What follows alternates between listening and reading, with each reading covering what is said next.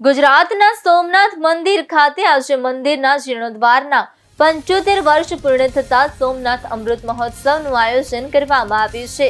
11 મે 1951ના રોજ સ્વતંત્ર ભારતમાં નવા સ્વરૂપે બનેલા સોમનાથ મંદિરની પ્રાણ પ્રતિષ્ઠા કરવામાં આવી હતી। આ અવસરે વડાપ્રધાન નરેન્દ્ર મોદી 2 કિલોમીટર લાંબા રોડ શો સાથે સોમનાથ મંદિર પહોંચ્યા હતા, જ્યાં તેમણે વિધિવત શિવાભિષેક કર્યો હતો।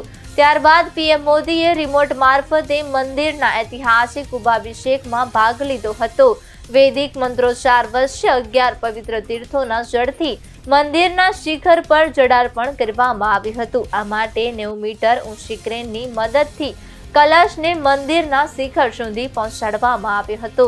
અભિષેક બાદ ભારતીય વાયુસેનાની સૂર્યકિરણ ટીમ મંદિર ઉપર 15 મિનિટનું ભવ્ય એરોબેટિક શો રજૂ કર્યું હતું। સાથે જ ચેતક હેલિકોપ્ટર દ્વારા મંદિર પરિસરમાં પુષ્પવર્ષા પણ કરવામાં આવી હતી।